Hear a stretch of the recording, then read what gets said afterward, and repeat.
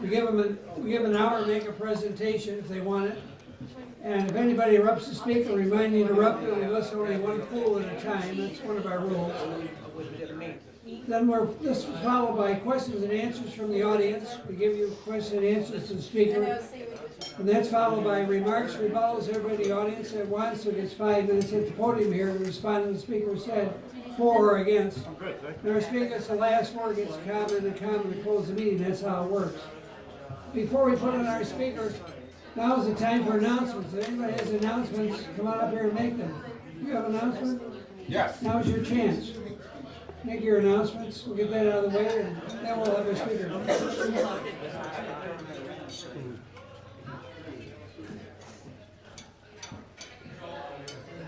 Well, one of the more interesting things about this group is it's so eclectic, and I am wondering if the eclecticism extends to cultural matters. Do we like plays and symphonies and music and stuff like that? Yes. All right. Hell yeah. Hell yeah! Okay. Well, then you may have heard that there is a new play out called All the Way. It's about LBJ. It's not a hit job. It's entertaining. It won the 2014 Tony Awards, and it is in Dallas from now until April 3rd. But the nice thing about it is, if you are on the email list from the 6th floor museum, or have a friend who is like me, then I got an email that says, for certain performances between March 30th, that's this coming Wednesday, and April 3rd, next Sunday, there's a $10 off. So if you want to do this, if you want to go see this, when you go to the website to buy the ticket, you have to put in a promo code that is LBJSIXTHFLOOR. LBJ 6th floor spelled out in letters, no dots, spaces, or skips. So if you want to do that, go see it. It's a good way to save a few bucks, and it's at the Dallas Theater Center, so the parking is free. And also, Monday night, this coming Monday night, the 21st, the 6th floor museum is going to have a free little seminar. It's about the transition of power from JFK to LBJ. And the 3 people that are going to be there were actually at the assassination. One is Julian Reed, press advisor to Governor Connally. Another one is Walt Coughlin, a Secret Service agent who served on the White House staff under both Kennedy and Johnson, and a gentleman by the name of Eamon Kennedy, who is a photojournalist for the Dallas Times Herald. Now, this one is free, but you have to RSVP. So if you want to RSVP, give me your email, or if Tom, I'll forward this to Tom, if Tom will forward it on to everybody. But it's this Monday night, and this is your chance to ask all those embarrassing questions that the press won't ask about the situation that people that have a lot of erudition might have. So here's your chance to talk to people that are really there. Maybe I'll see you there. Anyway, have at it.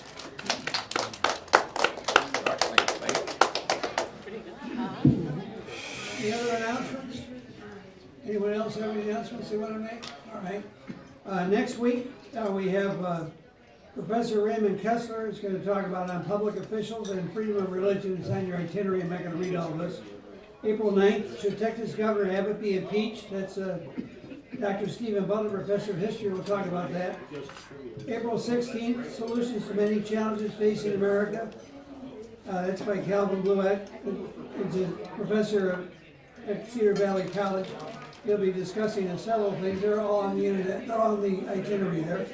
May 7th, filling the gaps of Carol Donovan, the Dallas County Democratic Party chair. She's going to talk about different things, which are also listed there. I know it's never, that's why I should have put this. Anyway, tonight we're Randy Naef. Is it Naef, N-A-F? That's close enough, he said. On supporting your local police and keeping them independent. As a citizen advocate, he'll discuss what the federal government is doing to nationalize our local police.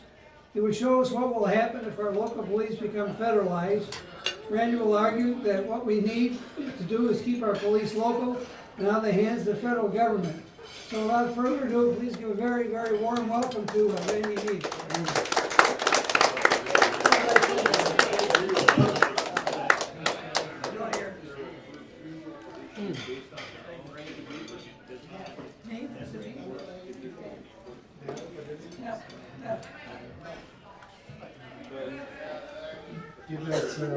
Give us a minute for the projector to warm up.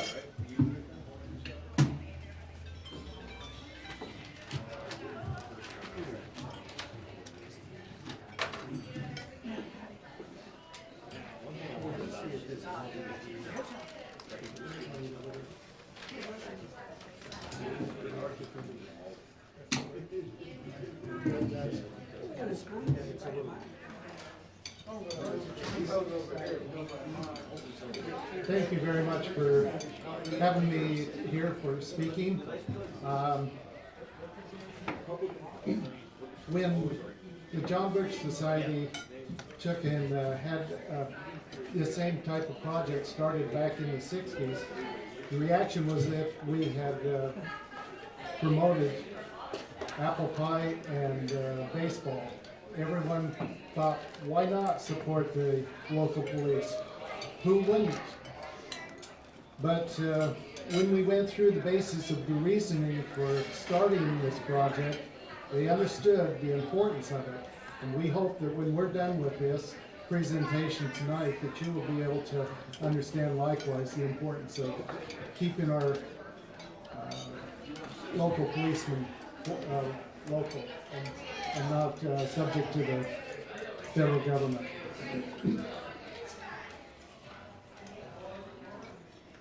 In August of 2014, Michael Brown was shot and killed by a Ferguson police officer, Darren Wilson. Evidence showed that the shooting was justified, as Mr. Brown fought the officer for control of his pistol and charged the officer. For 2 weeks, protests occurred each night in Ferguson, with businesses looted, property vandalized, and destroyed. The protest was centered on the false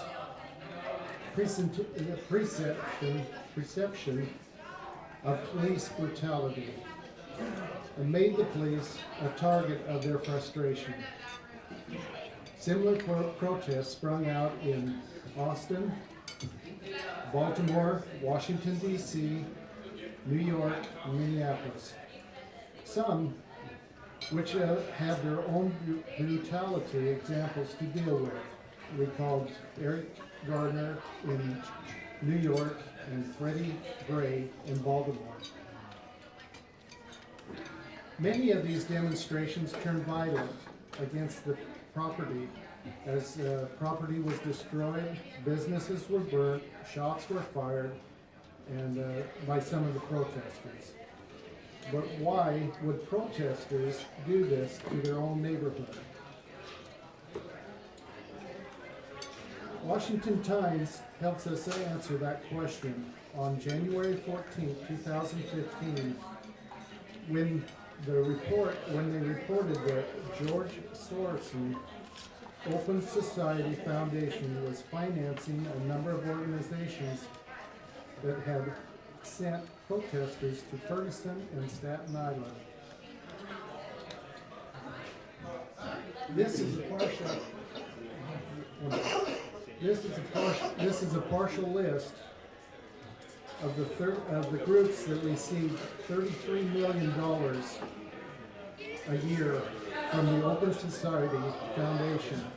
This foundation admitted in a blog posted in December 2014 that Soros gave $5 million to fund anti-police protests in just Ferguson and New York alone. And yet, how many of the mainstream news medias picked this up from the Washington Times? None.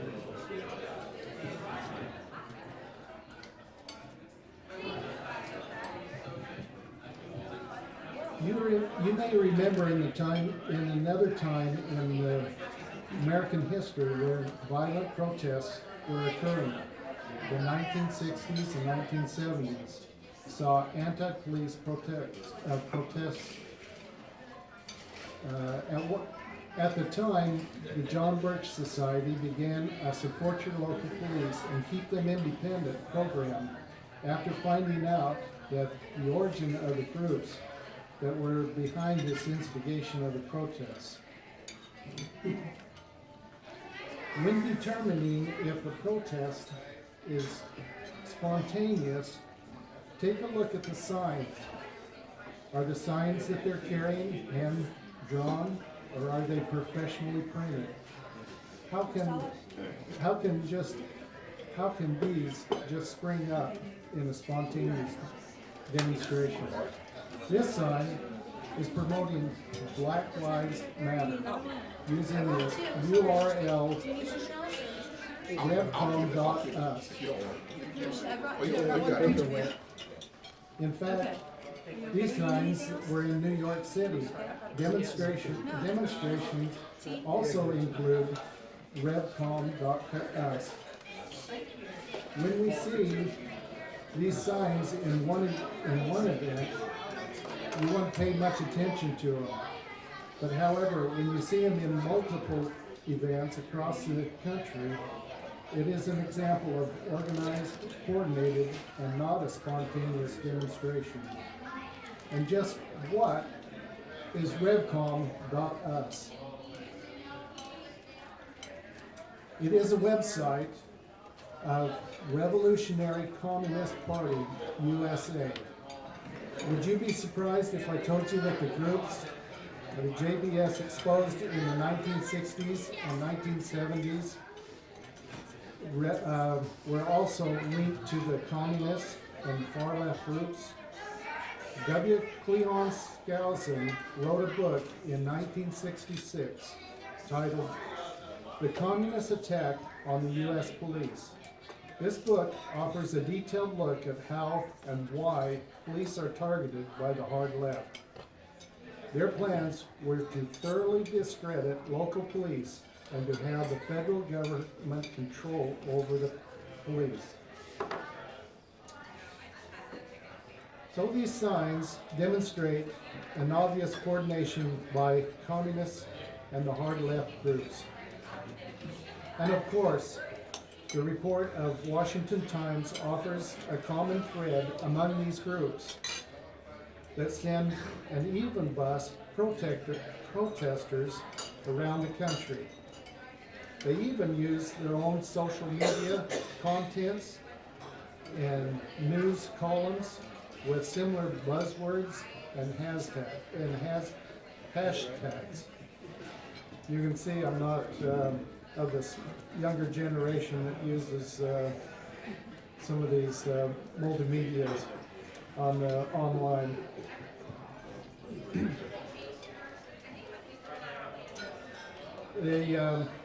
And what better way to discredit police than to fabricate police brutality? This was done very successful in the 60s and 70s, as provocation of the police was rarely documented. Yet the reaction to the provocation was well documented. With the proliferation of cell phones and video cameras, most of the footage was caught after the initial contact. Footage captured the police's reaction nearly all the time that the footage does not show the entire scenario.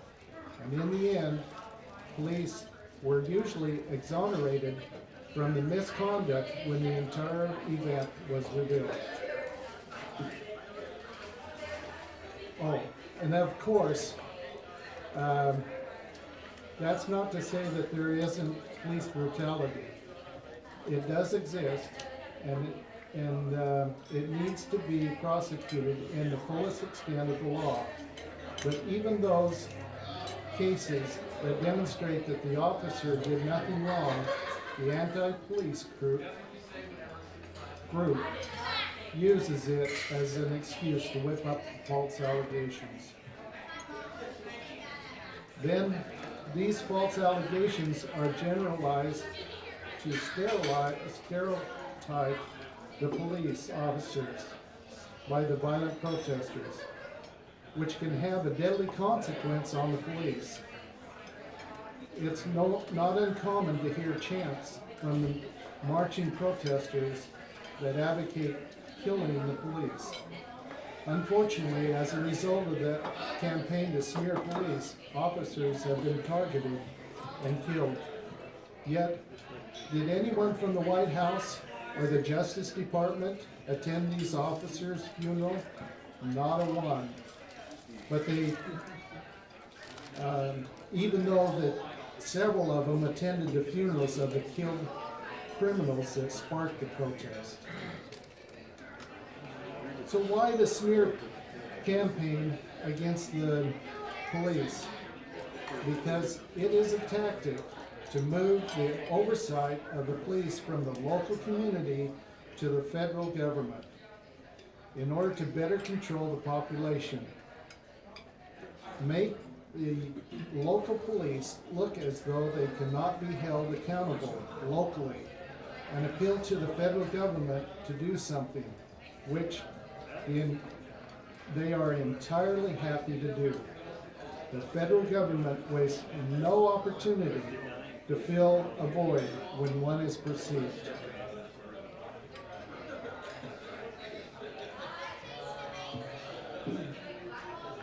And during the current war on terror, the federal government has begun paving the way for national police by passing such unconstitutional measures as the National Defense Authority Act that allows citizens to be arrested without charge, to be detained indefinitely, and without access to a trial or legal counsel.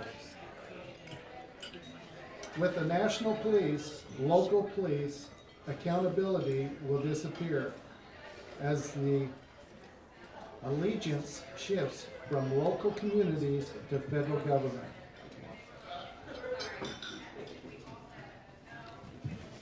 Those promoting federal solutions argue that local police are unaccountable now.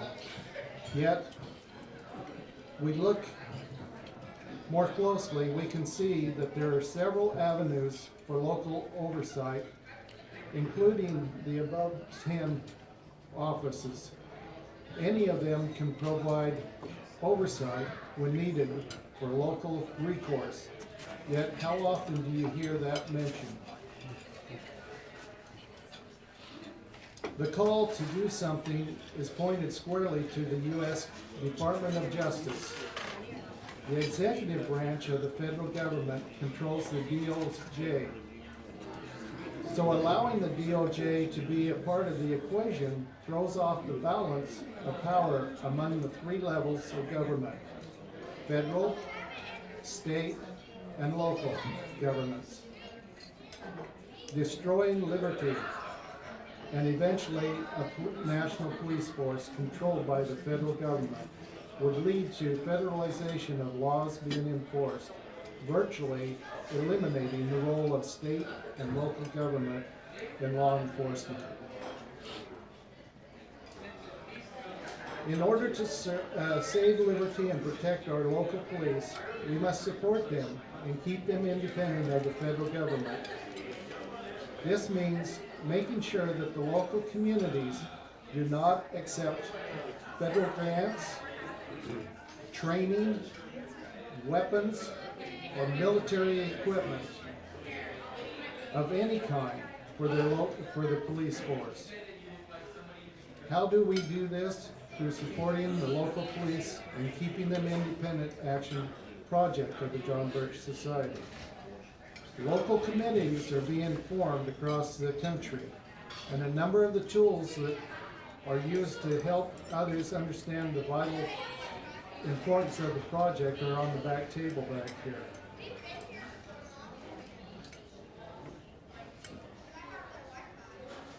If you feel as passionate about preserving liberty as I do, and as we ask you to join our local committee of supporting our local policemen and keeping them independent, as well as joining our organization. You can find more information and tools about supporting your local police project on jbs.org. Okay, I have a 6-minute video that goes in a little bit more depth of this. I'd like to play that for you, and then I'd be more than happy to answer any questions you have.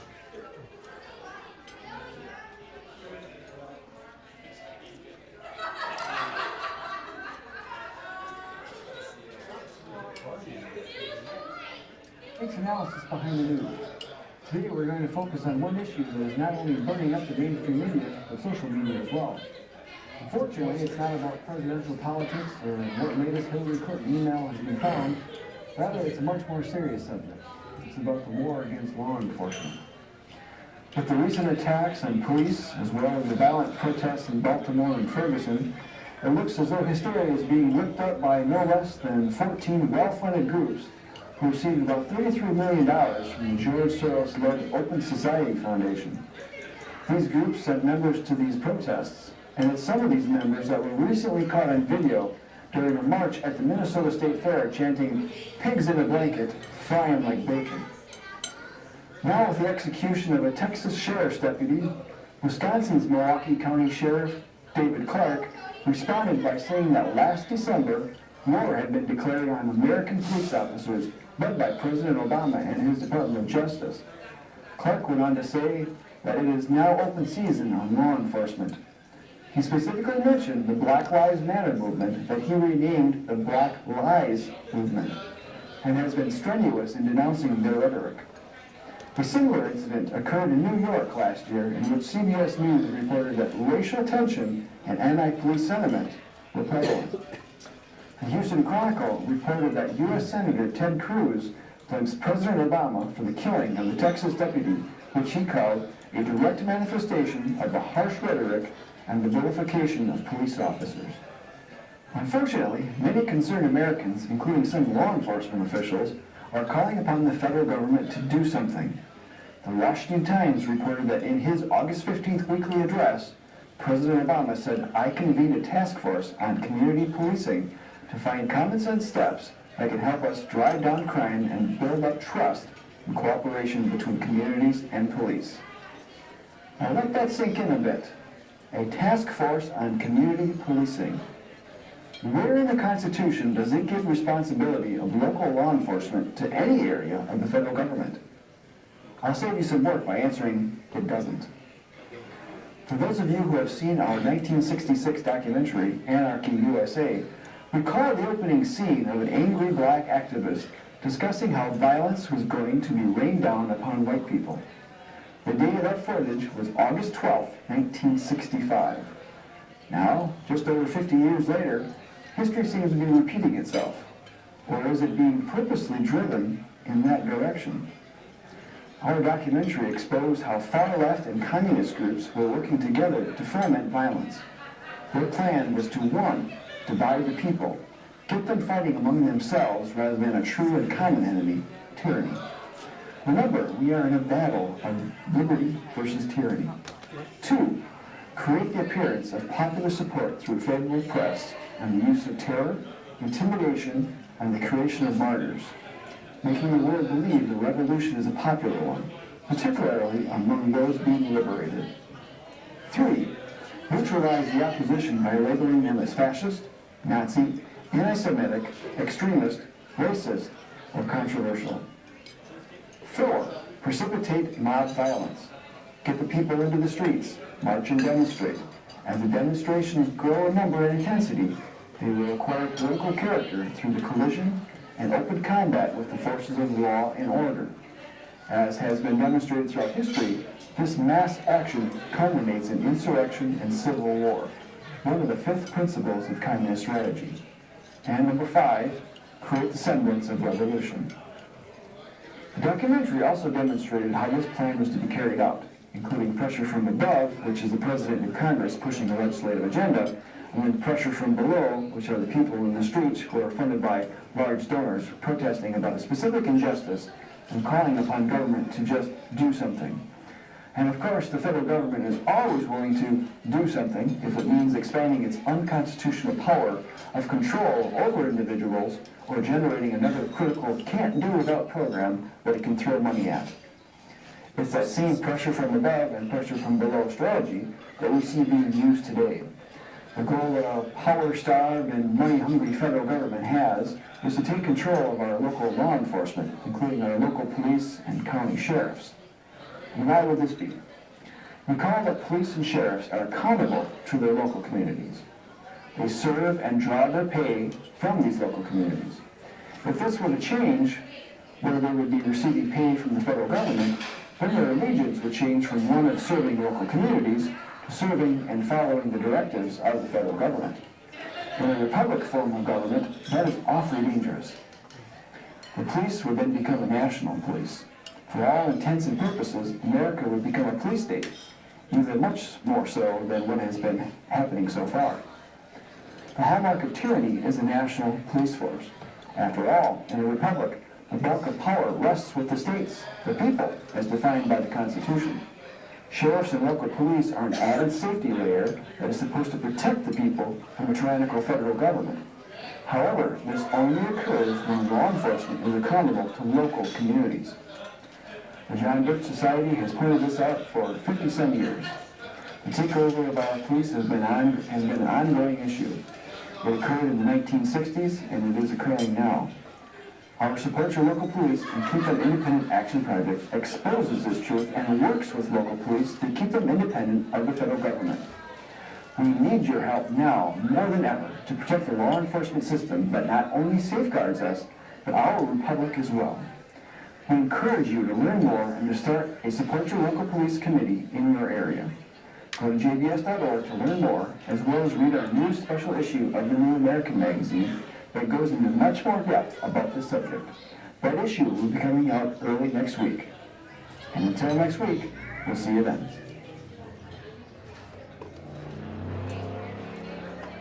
That magazine he's talking about has come out, and it is in the back here. I'd like to go ahead and open it up for questions now.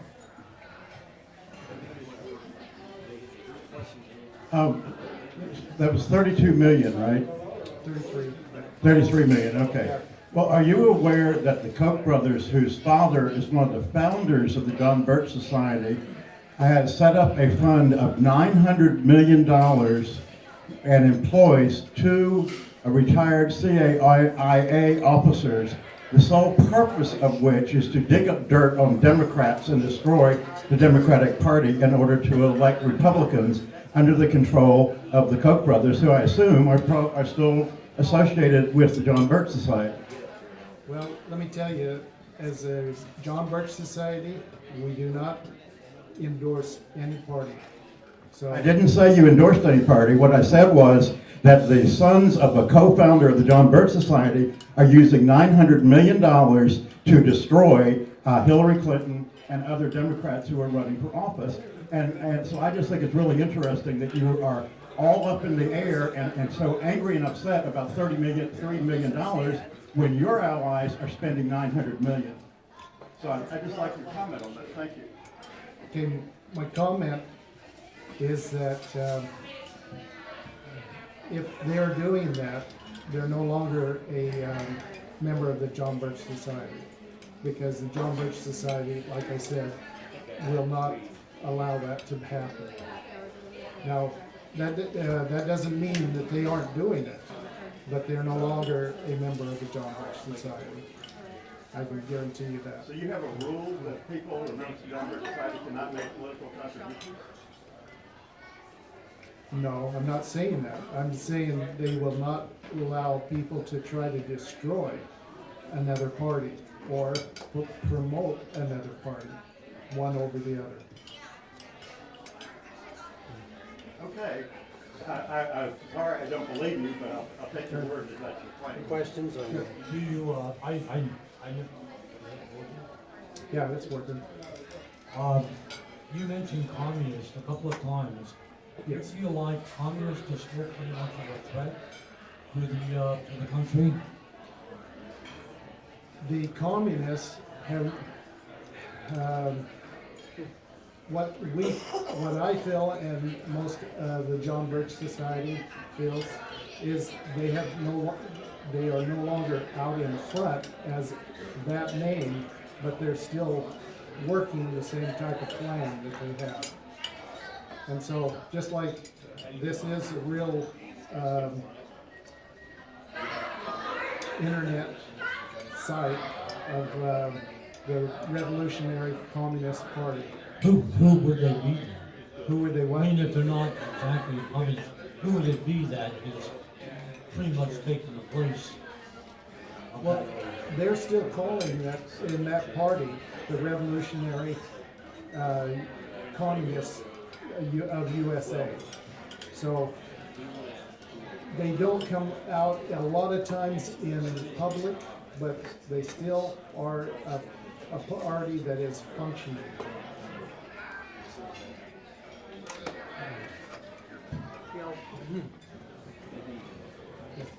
Yeah, interesting proposition. Actually, right now we have the federal law enforcement with the FBI. We have state troopers and state police. We have county, as you say, and local police. They all seem to be doing different things. Now, are you implying that these, like the lower echelons, will be done away with, and the Federal Bureau of Investigation will be expanded to become the national police? I mean, is that what you're saying is being plotted? Not as much as they will be including the local police into the federal controls. So that they won't actually be getting away, they're not gonna say, okay, all your local police are fired, but they will be, if they, as when they put forth money to, anytime the federal government puts forth money for training or anything, there's always strings attached to it. And those strings are what pulls them into the federal government. And then when they are funded by the federal government, then their allegiance will then turn from the community that is funding them to the federal government. Well, I see your sort of line of logical progression, but given the states' rights, states like Texas and so on and so forth, it would seem to me to be a somewhat stretch to say that. Now, are you arguing that somehow the states are going to lose power to the federal system, and so all these police forces will be wrapped up into the FBI, and so on the face of it, I mean, this is sort of news to me that there is a. I mean, you're saying that there are obviously certain groups who would like to see the police discredited here and there. We've seen that, but how do you have any sort of direct evidence that this is then being rolled up to this grand FBI, if you like? Well, I won't say that it's necessarily the FBI. It could be coming under the Homeland Security or whatever, but it would be under federal control. The things that would happen if you just kind of take a step back in time. Our local policeman had a beat that he would walk around. He would get to know the people, and he would be able to stop crime because he was out there with it. Now what happens a lot of times is they're sitting back, and when something happens, when they bring out these armored carriers and riot gear and helmets, and they look more like a actual army than they do a local friendly policeman. And that's how they're gradually moving it towards this federalizing or a national police state. but I, no, I understand that that's happening, like the militarization of the police, but isn't that under the jurisdiction of the chief of police of the cities and the states? Still, I mean, but it's, you know, so are you saying that these officials are being subverted, or, you know? Okay, I think I understand. Let me say it in this way. There'll still be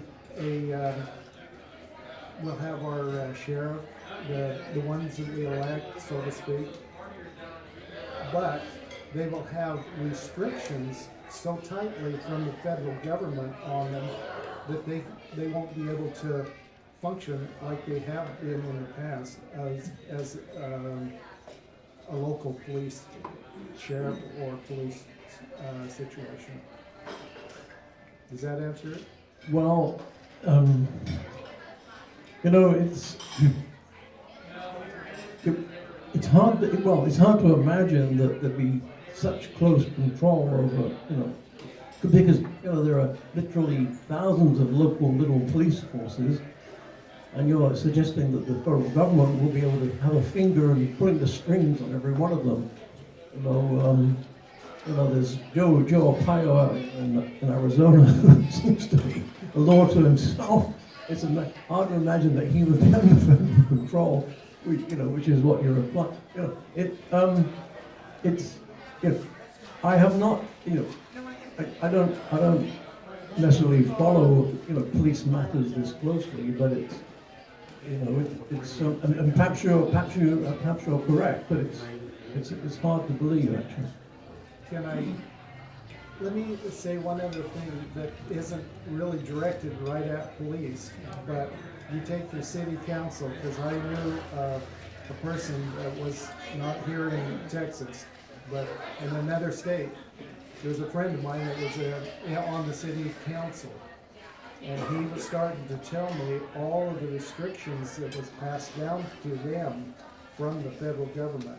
And so that just shows you that how the federal government has their fingers into everything aspect of it.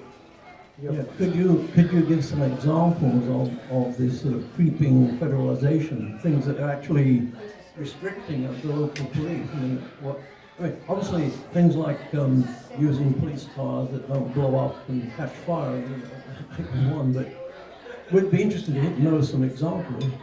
Well, is it pertaining to this? Oregon, Okay. Albuquerque, New Mexico.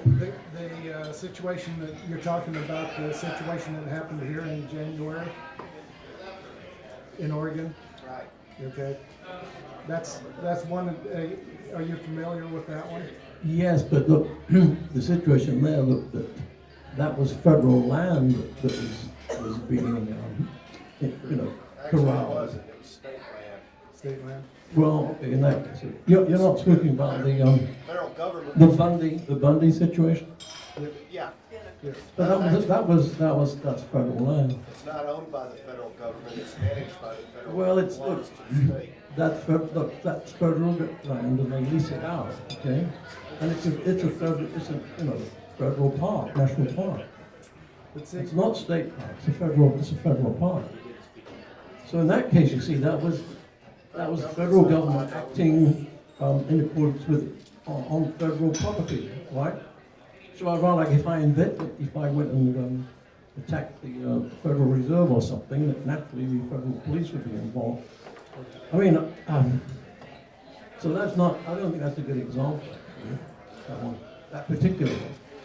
well, But I would like to know more about this, how this creeping thing will progress, if you like. You seem to think you're saying there's this progression of legislation that's coming down, and all I'm saying is, please describe what's going on so we can see it going on. Logically, what's the game plan here? It seems to me you're saying there's a game plan involved, right? well, like I say, their game plan is to get more restrictions on it. And as you look at it, it's the policeman that is out there, and he is being no longer a friendly person to us. It's became more of a military type. And so that's just showing you how their training has made that more, but it just keeps gradually getting more and more as they are as they take more money from the federal government, then their allegiance turn to the federal government, and they are implementing more of their policies that becomes a police state. Okay, well, you keep saying these restrictions of the federal government on the local police departments, these ever-increasing restrictions on the police department. John asked you to state what some of these restrictions are, and you didn't. You gave an irrelevant example. So I will ask you, please state 3 specific restrictions that you object to the federal government placing on police departments. And if you can't do that, what are you doing making this presentation? It makes no sense.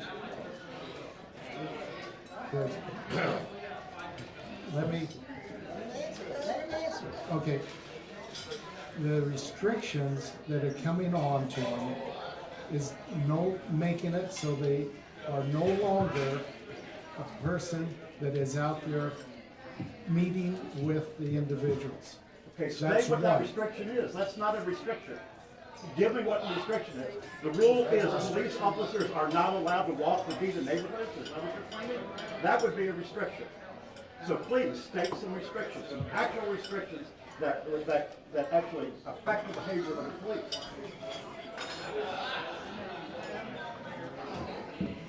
As of yet, I can't tell you exactly what kind of restrictions other than what is seen happening. I am not in the police force, and I can't tell you, except here's one of the things, like was mentioned here, that Obama has put in place with that act of. How they treat illegal aliens is a restriction. They can't arrest them, or how they do that, to deal with that situation. Yeah, but they have put these where they are no longer, people can be detained without being arrested. They can have their right of a jury taken away from them. Those are restrictions that have been placed on them from the federal government. You, as a person, there's certain things that you can do that you can come back from war and they can declare you a person that's unfit. I would claim that the NDAA, if it's enforced by local police, which I don't believe, is unconstitutionally releasing the police from restrictions to behave according to the Constitution. In other words, you're not restricting the police, you're saying go ahead and violate and ignore the Constitution. And that's not. Person at the mic ask questions. Yeah, I would wonder what you have to say in regards to the illegal alien situation, them not enforcing the borders and allowing them to just come over at will, and how that relates to this. I really don't know how that is actually being affected by the federal government on our local police, because isn't the border police different? I'm not aware that they are considered local policemen. Are they? State? State. Oh, they're state then. State funds them and hires them and pays them. Okay. Okay, so they would still then end up being problems from the state. Are you aware that police have been caught because of video breaking many laws and shooting and killing people that are unarmed and not a threat to them? Are you aware of that? That they have been, I'm sure there is people that are in the local police force, and they should be go through the law and be prosecuted to that extent that they are breaking it. I'm not saying that, and as we. Okay, but my question, then the next question is, how can the police investigate themselves for crimes that their own people are committing? How is that possible? Do you remember there's 10 offices that are state and local offices, such as there's mayors, there's all those. They aren't law enforcement. No, but they can be oversight. They're directly responsible to us as people. We elect them, and they can set up one. But have they? I'm not aware of anything in Dallas or the state of Texas. No, they haven't, but they can be utilized, and if we. But they aren't. If we help them to see their responsibility. Do you know what a conflict of interest is? Yes. Do you think the police have a conflict of interest in investigating themselves? Yes. Police work with district attorneys. They go out and seek evidence. District attorneys take the evidence, decide if a crime has been committed, and if it has, they indict people. Do you think that the local district attorney in Dallas County would have a conflict of interest in investigating any police department in Dallas County for possible criminal acts done by the police? Yes, I could see that there could be a conflict of interest there, but there's other resources that people that can be called upon. Can you name them? You want to bring up that list? Well, no, I mean, sure. I mean, you were referring to some kind of ethereal accountability that no one is aware of. I mean, general attorney, the general attorney. I mean, the Attorney General of the state. That's what I was trying to get you to say. Wouldn't it seem more practical, if you want to avoid conflicts of interest, and if you want to get to a just investigation and adjudication of a potential criminal act, don't you think you need an arm's length investigator, such as an attorney general, to investigate when an allegation is made against the local police? Either they can prove it up and convict the SOB and put him in jail, or they can disprove it and increase the confidence of the citizens. Doesn't that make sense? Yes, it does. Why aren't you advocating that? We did. We said. You talked about local. Questions. Yeah. When I say local, I'm saying not federal. Okay. Are you aware that you mentioned that police used to walk the beat? Do you know why that is no longer the case? Say that the last part. You used to. You said that. I understood you to say. Maybe I misunderstood you, but please correct me if I did misunderstand you. But I thought you were saying that police used to be able to walk the beat, but can no longer do so. Correct. Do you know why that changed? No.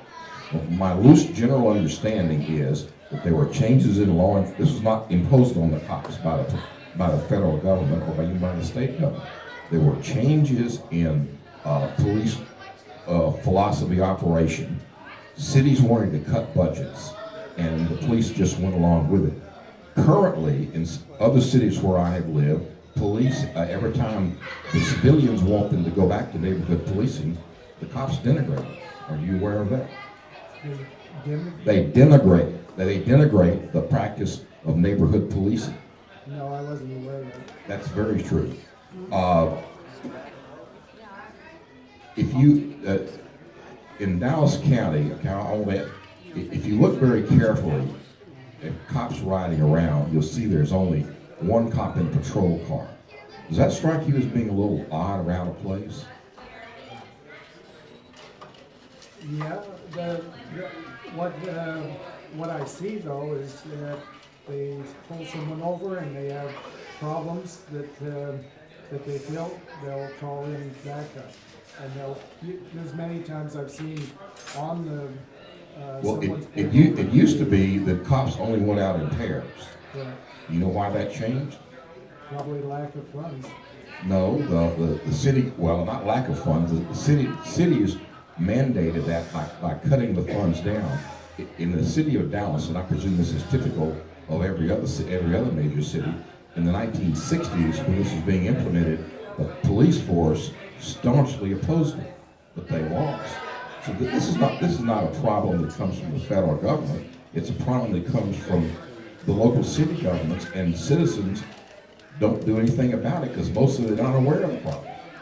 So that's what I'm trying to say is we need to get behind our local policemen and be able to provide the funds and keep. They no longer ask for that. They don't even. That isn't one of their top issues. I know, but I'm saying, why isn't it one of their priorities? Is because they're getting the funds from elsewhere.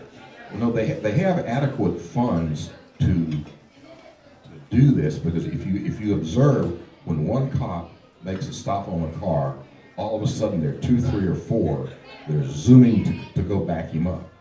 That may sound wonderful, but there's an opportunity cost there. They are, the 4 or 5 cops that are zooming in to back up their buddy are being pulled away from a patrol duty. Whereas if they had 2 police in the car to begin with, they wouldn't have to call for backup in most situations. So the problems with what I'm trying to get at is, an example, see if you would agree with this, that a lot of the problems with the police are local. I'm unaware, I would think in Texas, in Maryland, in Illinois, in Missouri, or in New York, if the state governments had at least passed a simple law that said anytime a police officer is involved in a death that must be investigated by the Attorney General to avoid. That's just simple law school 101. But you never hear anybody, I don't even hear the John Birch Society asking for that. Well, what you can do is you can make your voice heard by getting involved with it and helping out the local police. The cops don't want to be helped. They think they are above the law. Well, Isn't that true? no, not as a general. Not as a general. Every one of these cops that has been indicted for shooting an unarmed person has claimed, and their buddies come to their defense and say they were afraid or they were just doing their job. Can you think of an acceptable excuse why a cop should be excused from shooting someone who was unarmed and not a threat to him? No. I don't have any comment on their behavior in that respect. If they are doing those things, then they should be prosecuted. Is there any doubt in your mind that they're doing this all over the country? And it's not just with minorities. I'm sure there is. There is police brutality, there's wrongdoings in it. They're human just like all the rest of us. And I feel that this is the case that we should then be having our different local policemen understand all of these resources that are available so that it will instill confidence in the citizenry about their police. And The central resource that is not being incorporated into this is having an arm's length, no conflict of interest investigation, not by the feds in Washington, but by the state attorney general for starters. But you can't excuse away cop misconduct by saying they're human. So are the other people. So was this guy Brown, who was guilty of sin, but he was just human. He was just sucking on some marijuana. Sure. It probably impaired his judgment. Question.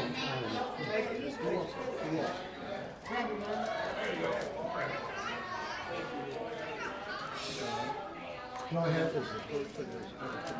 Hello.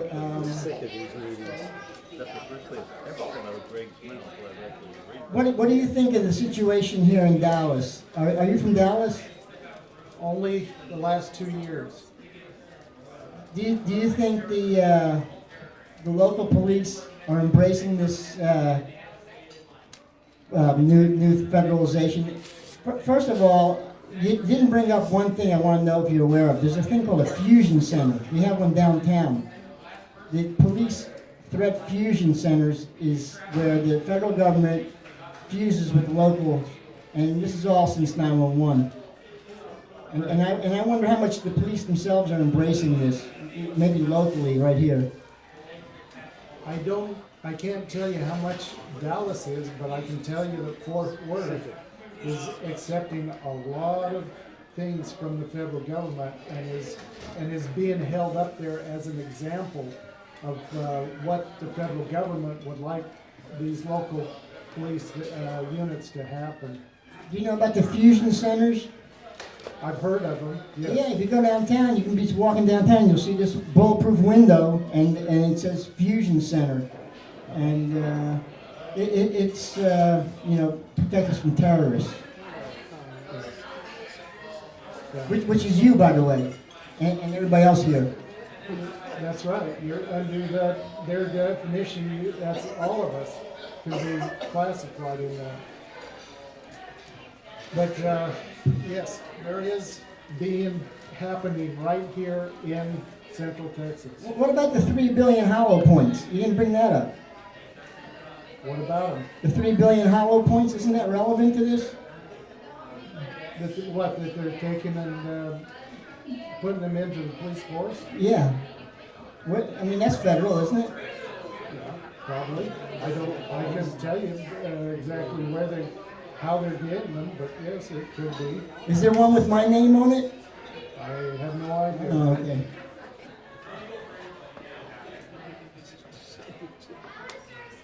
First of all, I have the utmost respect for police officers, and they have a ridiculously difficult job, and the risk is enormous. But to deny that there are problems, I couldn't deny that. I grew up in Collin County, and I had a close relative who, in his early 20s, was speeding on a motorbike, and after he was stopped, he was handcuffed, laying on the ground, shot 3 times in the back. And the police officer said that his gun went off accidentally 3 times. Nothing was ever done. Now, you said that we should allow the locals to take care of it. Well, the fact is locals have not been taking care of it, and to say that the federal government should have no influence or provide some check over this, that's what the federal government is for. And also, our state attorney general is now under indictment for fraud, and he's in Collin County as well now, and he laughed because he admitted some initial fraudulent charges, and he laughed because he got elected after that. So, do you think that the federal government should not provide any checks over local authorities? All I can tell you that is the further away the government is from the individual, the more we will suffer and tyranny will happen. So if you can get, as citizens, to put the pressure on to have these situations that are injustice be taken care of locally with state and our local government, then we will be able to keep the same protection layer that our founding fathers put into the Constitution of having local policemen. But as soon as we let the federal government get taken over our local police, we are headed down the road for tyranny. Yes. Yes, I guess I'm in the back here. Hi, I'm retired from the Air Force, and I used to be in cargo planes, and we used to go to a lot of those countries that have national police forces, and those are the countries that people are escaping from to try to get in here. And we used to go there, and we could actually tell, even though we were American soldiers or American Air Force people under status of forces agreements, that made it almost like we were Americans there. But I did notice that those once you have a problem with a national policeman, there's just like no recourse in there. But are there any other examples of national police forces, like let's say Nazis had national police force, and so did communist countries, where you would be able to comment on like exactly how those national police forces actually operated? Okay, the, as you maybe you don't know, but a lot of these local police forces that are in other countries, once they go to national, become a national police force, they never go back to being local. Now, the question you had was, what kind of problems or did the citizens face when they had these national police force? Is that what your question was? I'm sorry. Yes. Okay. Some of the problems that they had was then people began to spy on the other people, the local police. With the Nazis, you had the SS people. People had no more of the freedoms that they, like you and I, would be able to enjoy. So if you don't like having freedoms, let's go ahead and let the federal government take over and become a police state, so that we have people like the SS spying on us, seeing everything that we do, and even if we're living and trying to obey, I don't care how much you try, there is always something that they can find out and hold you for. So it was like when I was driving a 10 or 18-wheeler. Cop says, I don't care if you drove that 18-wheeler right out of the factory, I can still find something wrong with it. And that's the same attitude that would happen to us if we have national police. They can still find something to hold us or under some type of definition. Yes.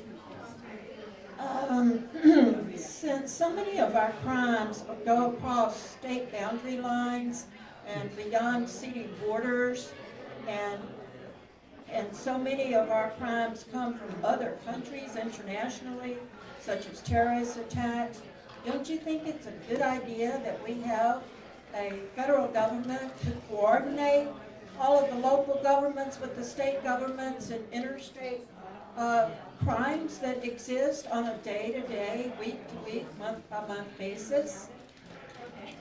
If there is a crime that comes about that is from state lines and things like that, then that's when Federal Bureau of Investigation comes in play, and all of these other ones that are in place now that are federal. But why should we try to make our local police become federal policemen just because we're afraid that somebody might slip through? That's kind of like saying, why don't we all go build a boat because it's going to rain for 30 days? I mean, let's talk about reality, not the worst possible scenario. And our federal government is nowhere trying to take over every single police department locally in the cities, the counties, or the state. It's a matter of coordinating all of the forces that are currently in place. And we are not a communist country. We never will be. Okay, so that's not going to happen. Okay, Germany wasn't a communist country, and their equivalent to the federal government took over all of the police. Well, that was Germany, and that was history, and that was World War II, okay? This is 2016. We're not Nazis. We're not Germany. It's not happening here. You might think that. All I'm saying is, if we don't know history and keep it from happening again, it will happen here. I'd like to I know I've asked a question, but I'd also like to make a comment. someone in here was trying to challenge you and actually badgered you and didn't even allow you to finish answering the question. But one of the things he says, give me 3 examples of where the federal government has made some big mistakes. Well, how about if I just give one, because I happen to be a writer for this magazine, The New American, and I interviewed John and Martha King of the King Schools of Aviation, who were flying an airplane that they had leased. But due to an error in a federal database, the federal government accidentally thought it was a stolen airplane. Now, rather than send a detective, they sent a SWAT team to get these guys when they landed, and then after they found out the airplane was not stolen, they just said, oops, and let them walk away. So you asked for an example of where the federal government goes overreaching with his hands, and they asked for that, and I'm supplying it, because I interviewed those people, and it was awful what was done to them, all because a computer error made them think an airplane was stolen, and rather than send a detective, they sent a SWAT team. Thank you.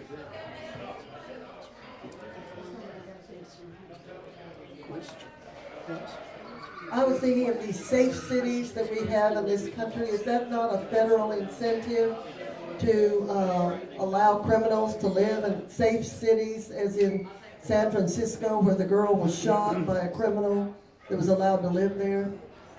I don't know anything about the safe cities, I'm sorry. Term you're looking for is Sanctuaries? sanctuary cities. Yeah. And the answer is yes. Okay. Albert has his hand raised. Albert? Oh, no. We ran out of questions? Right, I have one. Hello? Hello? Okay. Last year, in the state directly east of here, Louisiana, in a southwestern parish, they call parishes, counties, parishes over there, the police arrested someone, apparently on a legitimate reason, it's unclear. They handcuffed him, put his hands behind the back, put them in handcuffs, then put them in locked him in the patrol car and had a screen between the back street and front. Somehow or other, he got his hands, or they say he got his hands on a gun, pistol, and he shot and killed himself. The coroner ruled that as a suicide. Does that sound reasonable to you? A reasonable scenario? Not likely. Well, you can go to the Advocate paper in Baton Rouge, to theadvocate.com, and Google that. The only people that are there investigating are the feds. I don't know what I resent more, feds sticking their nose in where they don't belong, as you point out, or my local officials not doing their job. Right now, I'm siding on the side of, I'm angry at the local officials for not doing their job. And I can cite you 5 or 10 examples off the top of my head from all across the country. The cops truly believe that they are the savior of mankind and the law just does not apply to them. Somehow or other, somebody's got to get a 2x4 and swat them aside the head a couple of times to get their attention. The problem is, you're correct in saying that the federal government is trying to mooch in, but they're using legitimate complaints like against the New Orleans Police Department, the Chicago Police Department. Did you know that they paid out $500 million in settlements for police screwing up and killing people? $500 million. That's the same city where they don't have enough money to fund their own pension funds, where $500 million would have closed the gap. They're doing it in Albuquerque. The problem is not so much the feds, the problem is the local people aren't doing anything. I personally support cops when they're right, but I think they need to be held to account when they're wrong. The problem is you can't get people to do that. We had an example over here in just this past week in Dallas, where an off-duty cop found 2 Hispanic kids burgling cars. So what's new? He chased them down, shot both of them, killing one of them. He's now under arrest for murder. But that probably wouldn't have happened if it hadn't been for all the commotion that's been raised from these kerfuffles across the country. We need to have law enforcement. We don't need law enforcement thinks they're a law unto themselves. They cannot police themselves, pardon the pun, and the district attorneys they deal with on a day-to-day basis have too many conflicts of interest. It can't be done. But I don't hear anybody talking about that. All I hear is support the police only when it's justified, and that may be half the time. Right. I think we're running out of, you got one question? I think we're running out of questions. Someone else. Is there any historical evidence of the statement that power corrupts and absolute power corrupts absolutely? I think history proves look it at history. throughout the centuries. Right? Our founding fathers were some of the most brilliant people that have been in our civilization. Much smarter than virtually everybody I know today. Thomas Jefferson was learning multiple foreign languages at the age of 5 and set principles that we are just throwing down on the sidewalk today.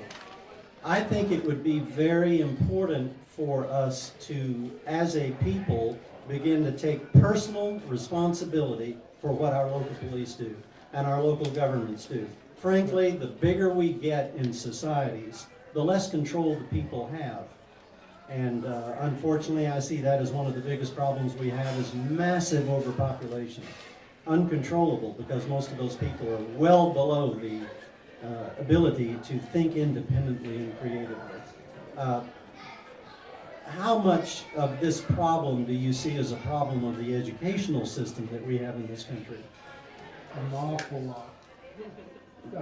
I feel that what's happened is because of the education system that we have, we are getting generations coming up that believe that the answer is all in the government and not having any responsibility themselves.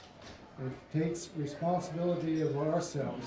It's like they said, if we can't govern ourselves, the Constitution was created for a God-fearing people. And if there can't be a policeman on every corner to make sure that we stop when there's a stop sign there. We have to be the kind of people that have the morality in us that will stop and that will live the laws that are placed here. That doesn't mean that we are allowing cops to overstep their boundary. We hold them accountable too. Isn't in any given county, the law enforcement officer with the most authority under our Constitution the sheriff? Yes. Okay. And isn't it true that the FBI's duty is, when asked for help by the local or state governments, to step in and provide that help because they can span across state borders? Correct. Not to dominate that whole That's legal correct. system.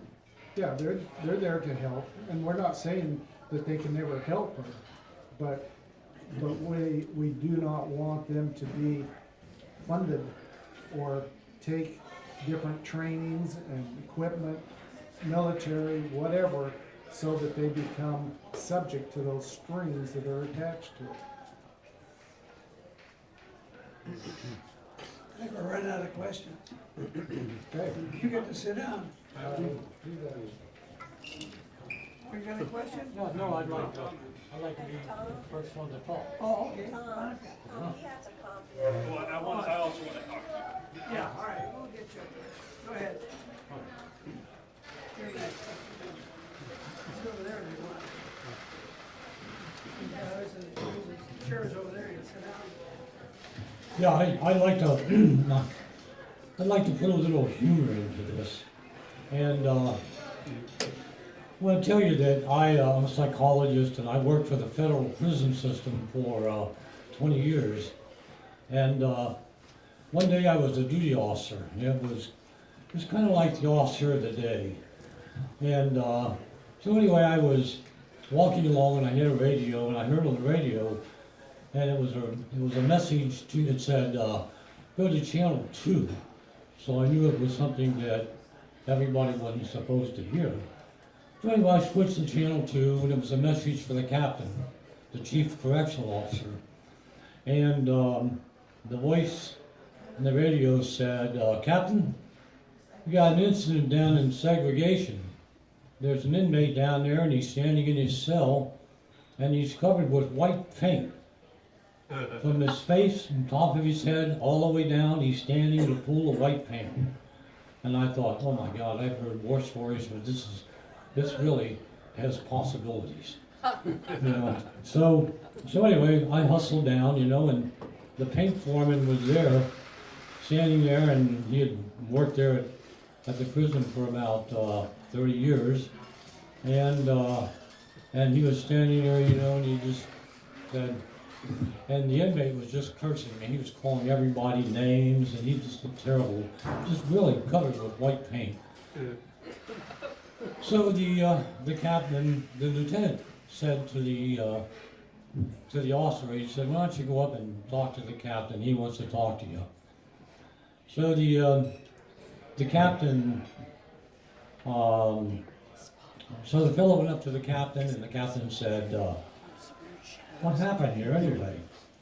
And the captain said, "Well, I was walking down the range, and this guy said something to me, and I turned, and I lost my balance, and the paint just went like that." And the captain looked at me and he said, "Can you believe that?" And I said, "Sounds reasonable to me."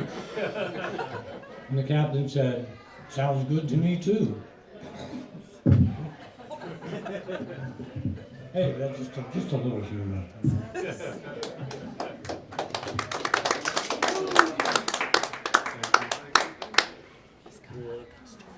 Hi, I'm John Burrows, and I'm first time here and happy to be here. Just happened to luck out and find out about the presentation today and come out. I agree with what the presentation was arguing for, which was arguing against the federalization of police. I don't think there's any reasonable way you could expect more accountability from the local police by having federal, by pushing that responsibility up to the federal level. I just don't see how we could get more accountability by pushing it farther up.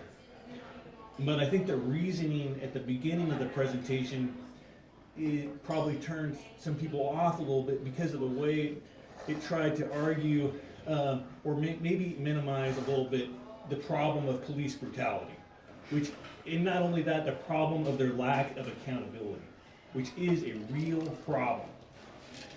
And what the presentation did when it brought up the idea that communist influences were trying to exaggerate the response of the community against the brutality. I think that the presentation, or JBS, was off base on that a bit. Because the problem isn't the communists coming in to make people more upset than they should be about police brutality. The problem is the police brutality. Like in Baltimore, was where Freddie Gray was killed in the back of the police van.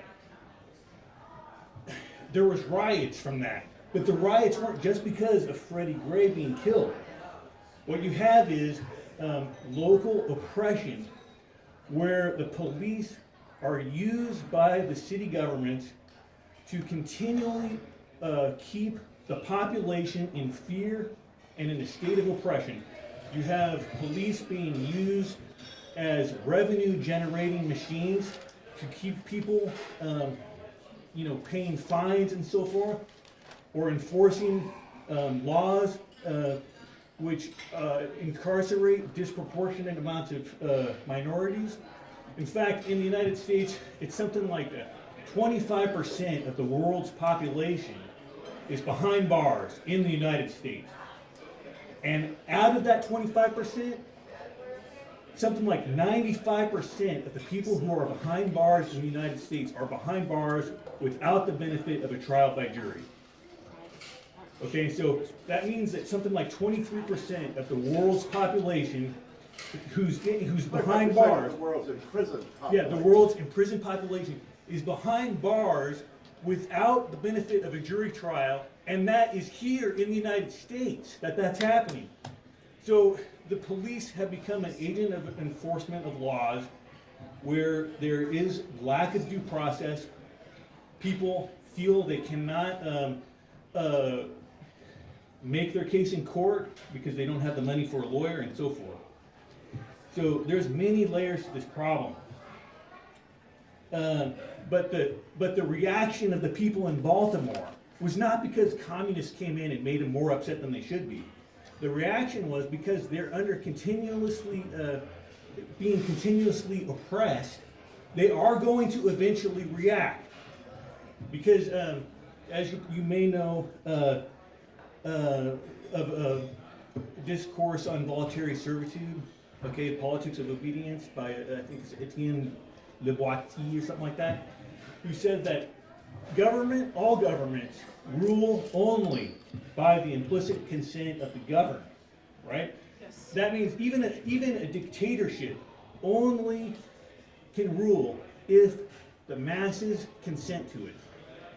Because there's so many of us, there's not that many of them.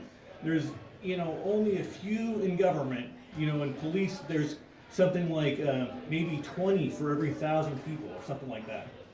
It varies, but in Baltimore, it was something like 26 for 1,000 people. If those people do not want to consent to be oppressed, or they no longer respect the rule of law, so to speak, that's what will happen. You'll have violence and you'll have riots because the authority of the law enforcement has been lost because of their abusiveness. So to make the argument for local control, which is valid, you must not discount the problem of police brutality. And you also must place the responsibility for the continuation of police brutality where it belongs, which is with the people's acquiescence to it, right? The fact that we acquiesce and we don't get irate when these things happen, we don't hold our local officials accountable to hold police accountable, that is the real root of the problem. It doesn't need to be pushed up to higher levels. It needs to be brought down to local levels. It needs to be brought down to a more active participation in our local community politics and our local community activism, and across parties. Okay. Now, one really disturbing example is Kelly Thomas in Fullerton, California, a homeless man who was beat to death on camera by 2 police officers. He died later in the hospital. But the whole thing was filmed, and this beating went on for minutes and minutes and minutes. And the police were charged with murder, at least second-degree murder. And they went to a jury trial. But the jury acquitted, in spite of the fact that it was all on video. The man was beat to death. Well after he was no longer an imminent threat to the police officers, he continued to be beat. And yet he still was not held accountable, even by a jury. Okay? Why is this? The fundamental reasoning I can think of is that we have an innate, I don't know if it's innate, but a creeping increase in our minds of respect for authority in the United States. More so than we had before. It's growing and growing and growing.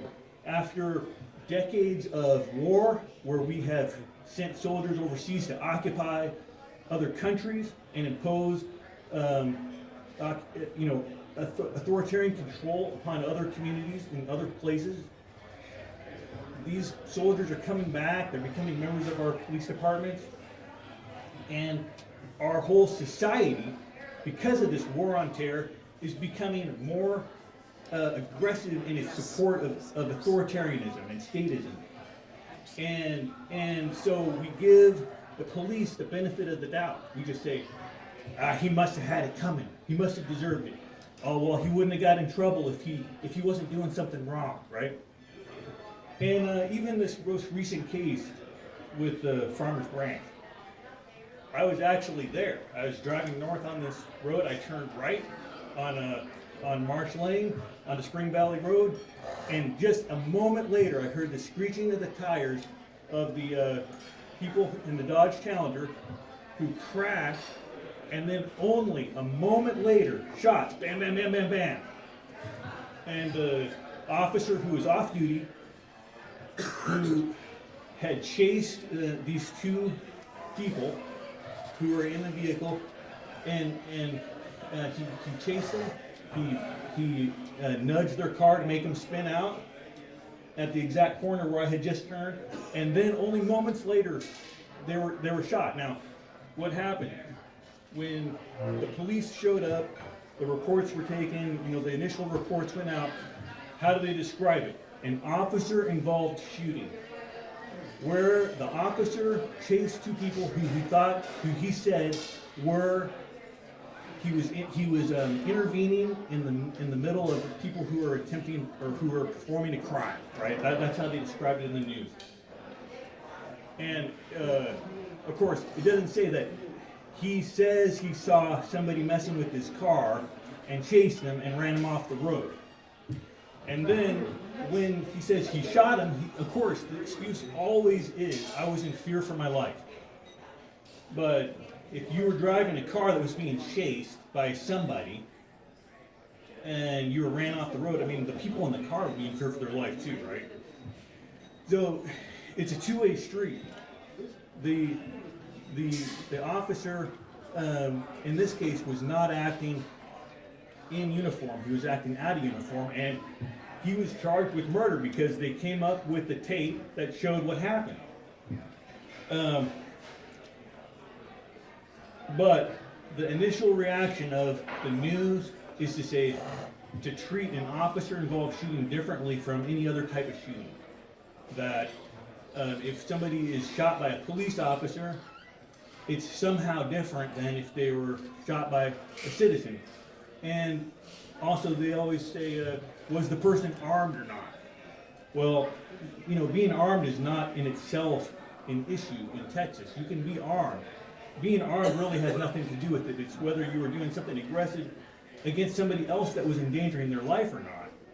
And in this case, the people in the car were not endangering somebody else's life when they were killed. But it's like that with so many cases. The Kelly Thomas case, the man was beaten to death. He was not endangering the officer's life. The case with Freddie Gray, he was in the back of the police van when he was given what the police called a rough ride. A rough ride. And then another example was James Boyd in Albuquerque, who was up in the hills in Albuquerque, who was a homeless man living in the hills in Albuquerque. The SWAT was called to check him out, and he did have some pocket knives and did say, I'm not gonna leave my knives. Okay, I'll just wrap it up. They spent many hours working on this, but when he was shot, the moment he was shot, he was not a threat to somebody's safety. In fact, he was shot because he was, they said, a threat to the canine officer's safety. The dog, the police dog, was the reason why they shot him. So that's where we're at, where a police dog rates higher than a human being. And yet, people's dogs are shot by police all the time. So you tell me there's not a police brutality problem in the United States.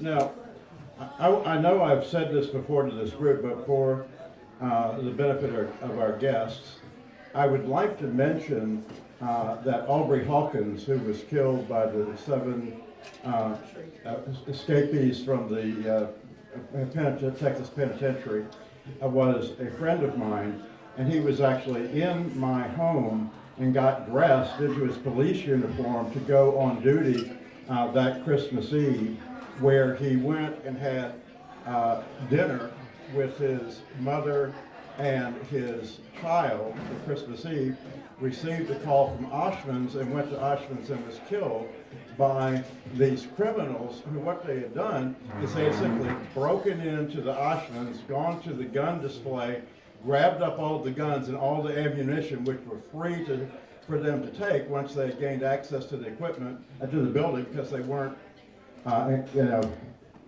put away in any secure manner at all, and they killed him. So I do understand this situation, but I will also tell you that in the late 1960s, when I was in college, I joined a fraternity that is called Omega Psi Phi. It's the same fraternity that Ron Kirk, our former mayor, is a member of. It's a black fraternity, and there were 3 white guys, me and 2 of my friends, who were in that fraternity. The reason we did it is because the other fraternities were segregated, and so we wouldn't do that. So we joined that fraternity. And I will tell you, things happened to me as a result of being around my black friends, like driving in a car and having the police pull us over so they could ask me if I was okay because I was in a car with black people. These kids, they absolutely, I mouthed off to somebody one time who had disrespected one of my black friends, and after it was over, they gave me up the country because they said, you have endangered all of our lives by doing that. We cannot mouth off to people like that. We have to stay in line, because if we don't, if we get someone upset, we'll get beaten up, we'll get killed, the police will come, and they'll side with the people that did it to us. So this is the kind of thing that was going on in the 60s. It still goes on today. The problem is that 98 or 99% of the police officers, I believe, are actually honorable people trying to do the best job they can. But there's a small percentage who are bad actors, who are violent, who are police officers because they want to get their gun and get out in the war zone and that kind of thing. And then the other police officers protect them when they act out. And then the attorney, the district attorney doesn't prosecute, or what they do is they present a weak case before a grand jury in order to get the grand jury not to indict, and it goes on from there. So what happens is people get fed up, just like in the 50s and 60s, and we saw rioting in the streets that finally led to the civil rights legislation in 1964. We are seeing violence in the streets now as a result of this police brutality. And I know you will not agree with me, but I will tell you, every time I see some of that violence breaking out and people rioting in these cities, I applaud and say, thank goodness somebody's finally standing up and forcing attention to be paid on this disgraceful situation. Because what has happened as a result of that is now the Justice Department, the Federal Justice Department, is now monitoring police shootings to make sure that they do not violate people's civil rights. So there's an example where the federal government actually is imposing something on the local police. Okay. The militarization.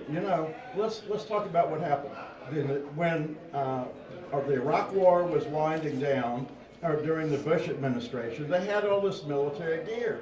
And somebody had this great idea, instead of selling it off as surplus for pennies on the dollar, why don't we give it to local police departments? That would be a great thing for them to have in case they have certain kinds of situations.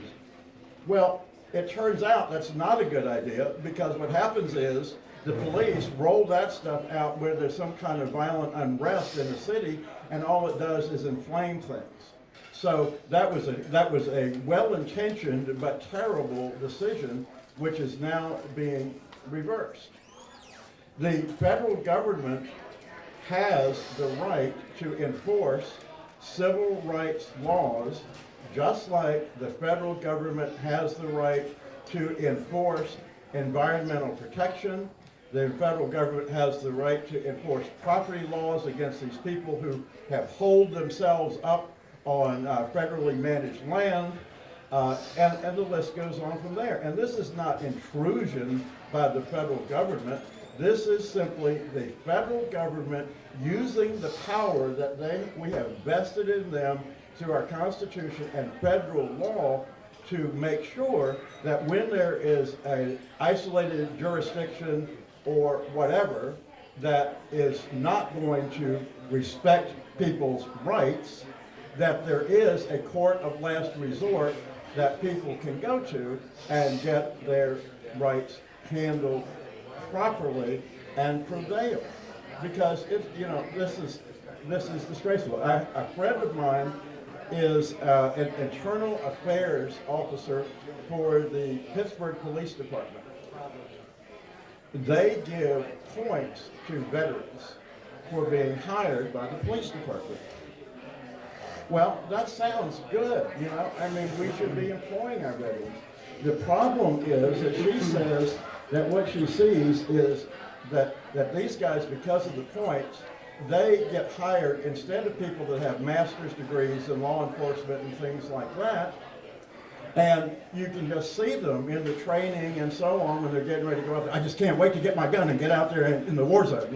They are just they are constitutionally unsuited because of that background of being in a war zone to be police officers in a major city.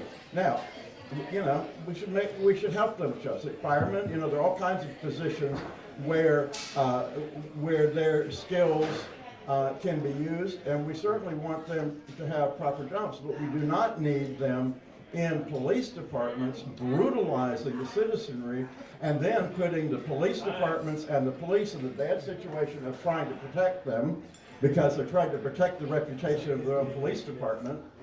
And by the way, the district attorneys and the sheriffs and so on, it's not so much sheriffs in Texas. Let somebody explain to you sometime the difference between police departments and sheriff's departments in Texas and constables. The whole thing is very strange. But the thing about it is the district attorneys, a lot of them are afraid that if they actually prosecute a police officer for police brutality, they're going to lose their election. So they slowball it. They put it, like I said, they put it in a grand jury and get and they do it so they get a no bill, or worse yet, they do get a bill of indictment, and then the jury, the local jury, it was said by the gentleman just before me, ends up not convicting them. That's what's happened in some of these things. I mean, think about Trayvon Martin. This poor kid went to the store to get a Coca-Cola when he was at home watching a football game with his family. And what happened?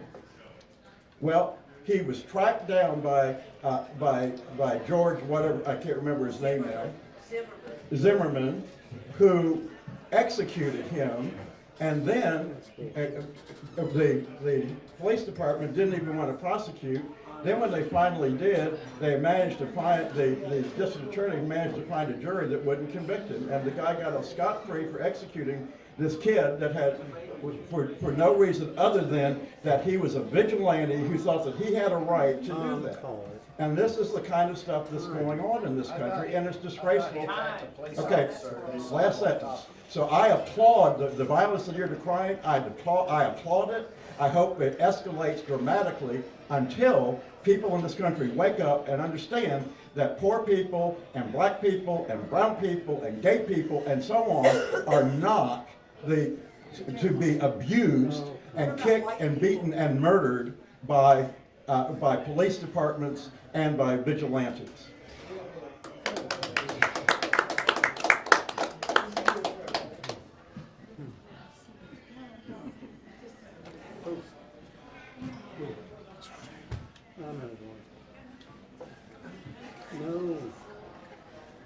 I am deeply, deeply disturbed when I see cities burning and people looting liquor stores for social justice.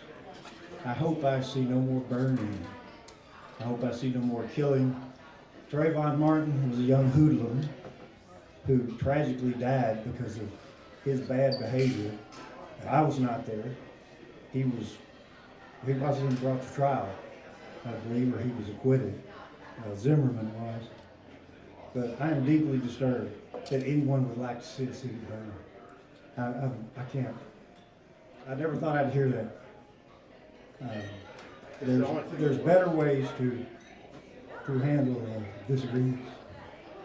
I enjoy this meeting we have every Saturday. Even when I disagree with people, I like to hear people state their opinions. Thanks.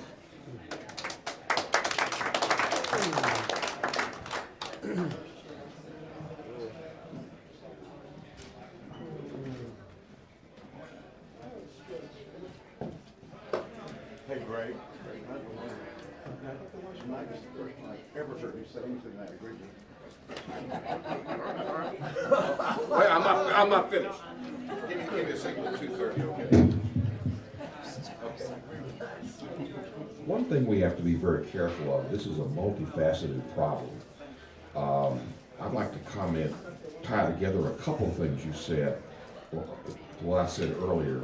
There was a fundamental change in policing philosophy that slipped past the citizens in Dallas and just about every other city.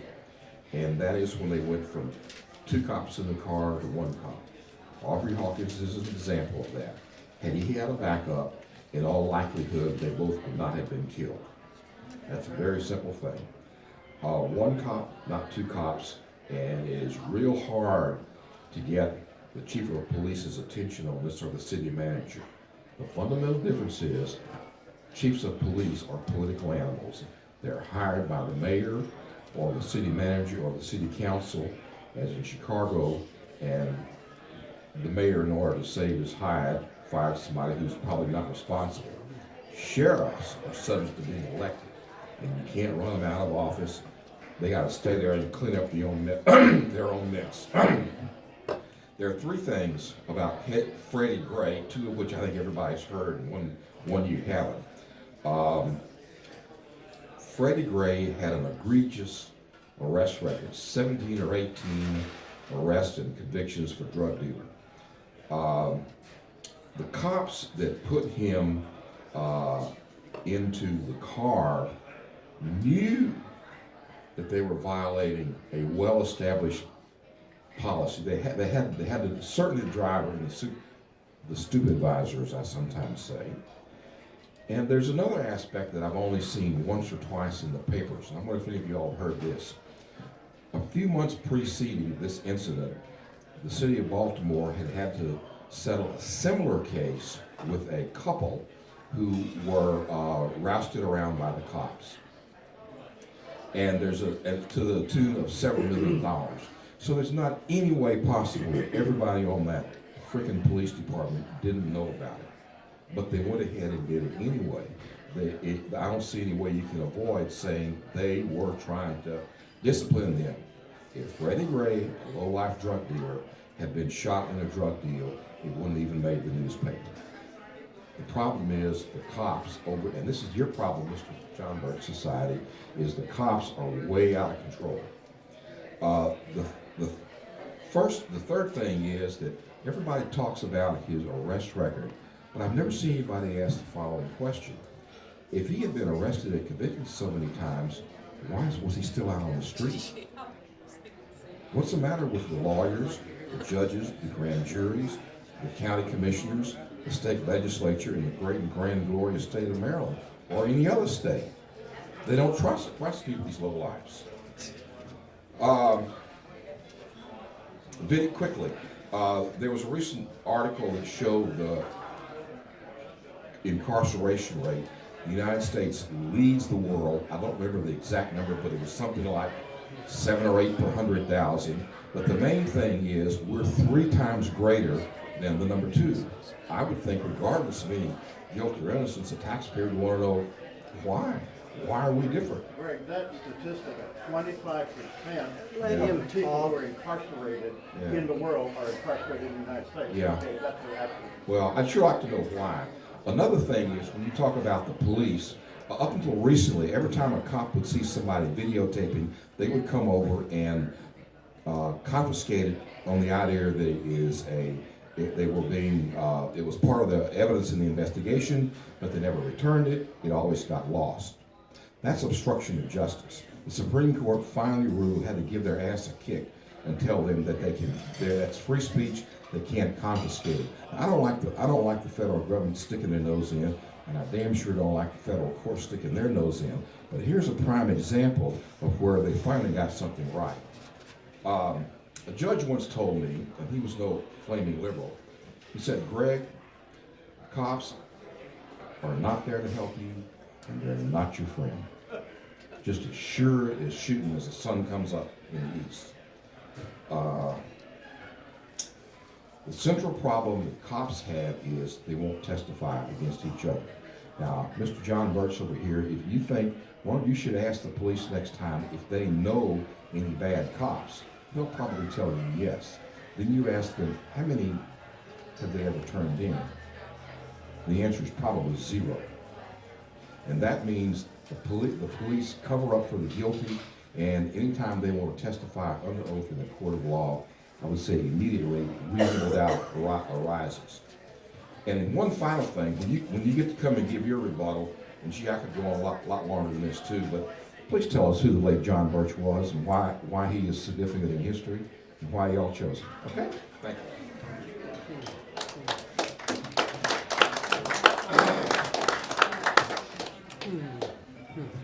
Well, I was humorous a little while ago, but you know, I can also get serious. I mentioned I work for the federal prison system, and I started working, I mean, really it was kind of on a lark that I took this job, and I was surprised once I got into it. But I started working for the prison system in 1975, and at that time, everything you've heard so far, everything negative is, as far as I'm concerned, is true. The prisons were horrible places. I also remember one time somebody who was a police officer, and they said, so you worked in the prison? And I said, I did for 20 years. And he said, well, that must have been a lot easier than being a policeman. And I said, well, all you guys had to do was pick them up. We lived with them. So anyway, when I worked for the prison, it started in 1975. And I worked in a prison in Oklahoma. It was a federal prison, and it was so bad that when you walked around the corner of a building, you really didn't know what you were going to walk into. It was so bad that the nickname for the prison was the Gladiator School. And whenever they had any problems with an inmate, they would call up the goon squad. I mean, they were actually called the goon squad. They wouldn't just come up to segregation, say, as a group. They would sort of saunter up there so nobody really got any wind that something was taking place. But they would get up there and they would go into the cell and they would just beat the crap out of the guy. I mean, I can tell you, he was really, really effective. I mean, one beating like that, and they never ever had any problems with the guy again. Well, you know, this went on for quite a while. I remember an inmate who had tried to escape, and I saw him after they picked him up and put him back in segregation, and I talked to him to see how he was, and I mean, the effects of the beating were more than apparent. And he said to me, he said, Doc, he said, you're a psychologist. He said, how can you put up with all this stuff? And I said, well, you know, I thought to myself, you know, I mean, like, what could I do? I mean, without getting killed. Anyway, that really sort of stuck with me. Wasn't too long after that, 3 inmates tried to escape, and they were found in the tunnels underneath the prison, and when they were apprehended, everybody had a pick handle, and I have to tell you, I was there. It was late. It was after the 4 o'clock count, and there was just a skeleton staff. So when the count didn't clear, and they determined that there was an escape, I automatically became a part of the people that were searching.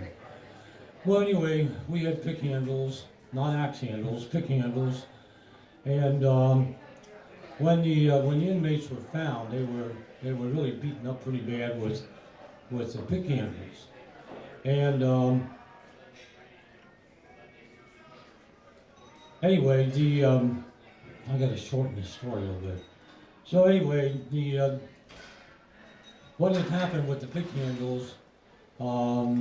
These inmates contacted other inmates, which is easy in a prison. They called one of the kids' mother. She called the director of the Bureau of Prisons, and to use the vernacular, the shit hit the fan. And the task force came in and investigated, couldn't find out anything, and then the FBI came in. The FBI came in, and the whole place just went to chaos. And people began ratting on each other, and it was just a total upheaval. Well, it wasn't long after that throughout the Bureau of Prisons, this story just went throughout the prison system, and things really calmed down quite a bit. And after a year had passed, I talked to one of the higher ups, and he said that they had not had one reported incident of anything like this happening. When I left the prison system, things had really changed an awful lot. The feds had gone in, the feds had really clamped down, and if a person, say, in segregation would cause problems, instead of a goon squad going in there, what they would do is they would, the officers would go in and they were dressed in padded gear, just like you see the SWAT team, or the SWAT team. These guys were called the SWAT team. And they would have padded clothing, they would have helmets with masks and things like that. And first of all, the psychologist would go to the door at the cell, and he'd try to talk to the guy, which usually didn't work. And it wasn't nearly as effective as a beating. But anyway, when the psychologist didn't have any luck, and then he would tell the lieutenant that it wasn't going to work. So there would be 4 guys would line up outside the door. The lieutenant would open up the door. There would be a guy with a video camera. And the lieutenant would open the door. First guy in would hit the guy low. Second guy hits the guy high. The third guy hits the guy right in the middle. The guy goes down like a ton of bricks. It's all taped. And it just goes by the numbers.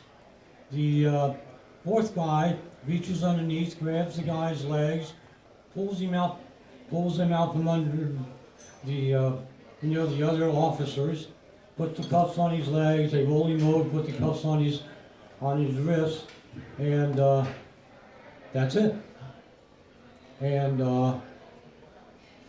so by the time, 20 years later, when when I was getting ready to retire, things were really looking pretty civilized. So I have every reason to believe that with the feds going in, it changed everything. When the FBI went in, it was just, honestly, the shit had hit the fan. And so, anyway, those were the changes that I saw take place over the time that I worked for the prison.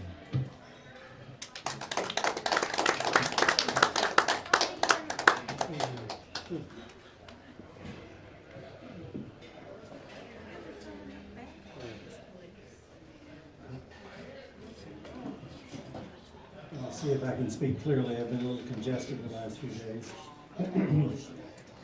I read a long time ago, or I think I actually saw a television show on this, that in Japan, policemen are assigned local areas where they're on the ground, and they get to know all the people in that area personally, and they work with those people for their protection and so forth, and to assist them.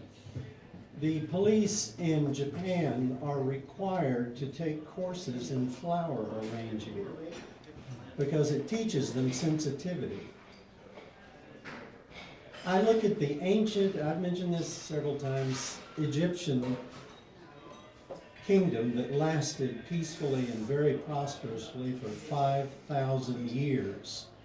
And I think, you know, what is it that we have so great that's going that here we are less than 300 years into it and we're about to lose it? I don't think we're nearly as advanced as those people were because they had a goddess, Ma'at, who gave edicts such as always speak the truth to everyone. That became a national law with penalties if you didn't. Always treat everyone in a kindly manner, a national law with penalties if you fail to do it. Hence 5,000 years of peace and prosperity. These people were so much more advanced than anything I've seen in the 20th century, in the 19th, 18th, all the way back to them. From what, 6,500 down to what, 8,500 down to 3,500, I think it was. In any event, we look at ourselves and we go to our churches and we listen to our preachers and we be sure to pay the money that they need, you know, to buy a new Learjet or whatever it is. And we're very impressed with what upright Christian people we are, and our suits are pressed and, you know, we look great. But we don't do a damn thing about taking care of our government ourselves. And that's what our Constitution was set up for an educated populace that was active and was not going to put up with police brutality and government overstepping. We think, and I very much in this room, that, oh gosh, I'll elect this nice XYZ guy or gal, and they're going to do everything they promised for us, and now it clicked, it's on autopilot, they got elected, and I'll go watch the ball game, or honey, let's go to the movie tonight, or have another kid, or whatever. This is where we are. This is literally where we are. We are mindless drones giving away everything that our founding fathers gave to us. And we need to wake up and become active and educated, take all of the federal government control of education and get it out of here and get back to local education where our children were raised properly with good education, which does not exist today anymore. Read the book Outcome-Based Education. It was a planned program to create drones to fit in this slot for that corporation and that one, rather than independent creative thinking. It's not taught anymore. And we need to take hold of that ourselves. It is not going to be done by government because, as I mentioned before, there is this great rampant virus in human consciousness. And the more they get it, the more they feed on it. It is called that combination of greed and lust for power. And it's insatiable. And I know you don't want to hear this, nobody does, and they don't want to believe it because it certainly doesn't go in our church. We never talk about it. But the upper rulers of this planet are Satanists. And they have the belief system that if you're unaware, then you're the walking dead. And if you're aware and doing nothing about it, you are the walking dead. And the walking dead have no more value in all of life than animated clay. So that turns them into sociopaths, where they are now exculpated from any guilt when they do anything. And they're smart enough to pre-announce everything. I know you don't believe in conspiracies because you're sound asleep. But let's look at it. These occultists must pre-announce everything they do to be exculpated from guilt. Because we told you, you didn't do anything about it, so to hell with you. You're only animated clay. Give you an example. The film Manchurian Candidate. Janet Leigh and Lawrence Harvey and what do we got here? Frank Sinatra. Well, I know that, but Lee Harvey, that's a pre-announcement. That's not a coincidence. And then we had, Frank Keating was the governor at the time of the bombing of the Murrah building in Oklahoma City. His brother, Martin Keating, some years before, published a novel, I think it was called The Final Jihad or something like that, the subject of which was the bombing of a federal building by a terrorist. The name of the terrorist in the book was Tom McVeigh. Do you really think that's a coincidence? And then if you go on YouTube, you can find clips from movies several years preceding 9/11. The actor looks at his watch, it's 9/11. Clock on the wall behind him while he's talking is 9/11. They pre-announced it. And we're too damn stupid to think and realize what's going on. My nephew went to St. Andrews College in Fife, Scotland. I've mentioned this before too. He was bright and eccentric, and he discovered that a lot of the children who go there are the children of the elitist families around the world. And they are very occultist. They liked him, he liked them. They hobnobbed after school. He went and lived in London for a couple of years until he had a total nervous breakdown. His father went over there and brought him back to Santa Fe where they were living. And I visited with them over Christmas and New Year's after he got back, and he told me that all of those families hold themselves out as being Royal Anglican or Catholic or Buddhist or whatever the hell fits in with their society, and the people believe it. But secretly and fervently they're Satanists. And they have a firm belief, whether it's real or not, it's irrelevant, they believe it, that through the death of an individual, another can extract the departing life energy and absorb it and strengthen and lengthen their own lives. And through the deaths of millions, a few may attain physical immortality. Now, do you see a motivation for war, famine, and pestilence? I had a CIA agent back in the 70s, 27 years in the CIA, became a good friend. He told me, you know, Albert, all wars, famines, and pestilences are planned events. They're not acts of nature. They're not stupidity in diplomacy. They're brilliance to make them look stupid, so we'll believe it's stupid. These people are brilliantly evil, and we need to wake up on the ground level with a tidal wave of awakening and see what's going on. The people have to control their government on the ground level and take that control right up to the federal government. And then to what is becoming international government. All that needs to really be abolished. Suzanne here spoke on the Trans-Texas Partnership, the Trans-Pacific Partnership. My God, if that goes through, that is the end of the United States. We are servile to them after that. We can't even take anything against them to court. We have to go to their little council. We are faced with the extermination of our way of life.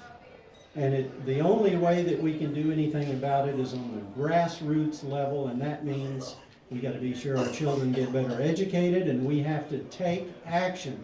I was involved, we had Regina Imburgia up here speaking one time. I was involved in her activity with Activists for Truth and Liberty to try to get fluoride out of the water. And so many people believe what we're taught about fluoride. Fluoride is a brain killer. It was put in concentration camp waters in Germany in World War II. Makes people passive because it kills brain cells. This is a fact, and it can be found out if you're willing to do the research and not just listen to the people who make you comfortable. And that's the big problem, is comfort. If you're going to find truth in this world, you are not going to be comfortable in this world today. And if you are comfortable, then you're just waiting for the bulldozer to plant you deep in the ground. These wars we're having in the Middle East, these are so evil.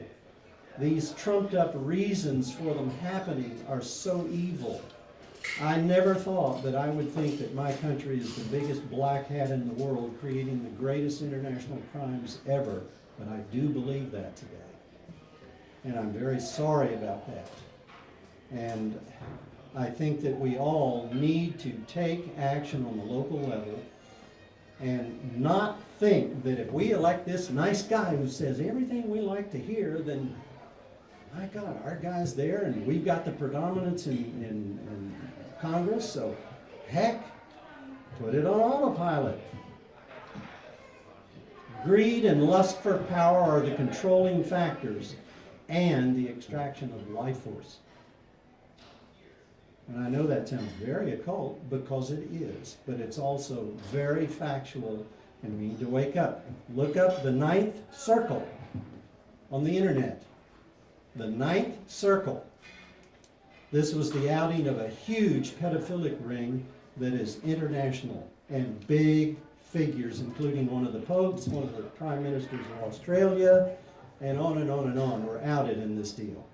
And Nicole Kidman's father, who was a therapist, this lady who outed him and them was one of his patients. Her father moved quickly to Singapore and within a month was dead, and the police there said by non-natural causes. So I guess somebody made him quiet. These things are going on. There are conspiracies larger than you can imagine, and if you want to think woo-woo conspiracy theorists, then stay asleep, because you know what we do with sheep? We pet them, they're so lovely, bah, and we strip them of all their fur and then kill them and skin them and make nice handbags out of their skin and eat their flesh. And that's what human beings are facing in this world in a very figurative but pretty real sense. We need to wake up. We need to take power on the local level.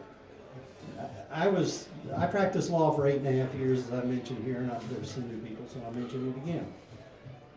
And in 1978, I got a guy out of jail on a heroin possession charge. He told me when he came to the office, well, they planted it on me, and I said, well, yeah, I've heard that before. And he said, well, you'll see, and I did. Long story short, that case fell right in the middle of the fact that the Dallas Narcotics Division in 1978 was trying to muscle the mafia out of heroin trade in Dallas County and take it over for themselves.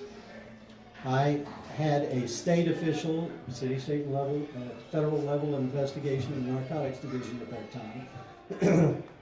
Dallas Times-Herald had a big newspaper headline, $100,000 of heroin missing from the police property room. We know who got that.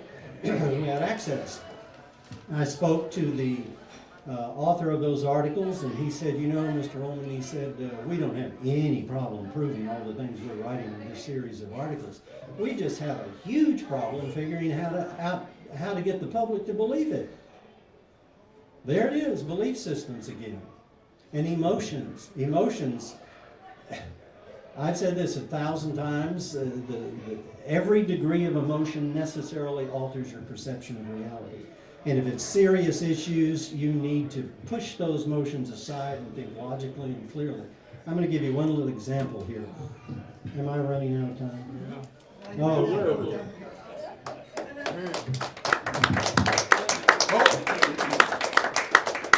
Donald Trump. I think we're running out of speakers. We're running out of time, I know that. Anyway, I want to thank our speaker for being a great, I think he did a great job. Got us all thinking, that's for sure.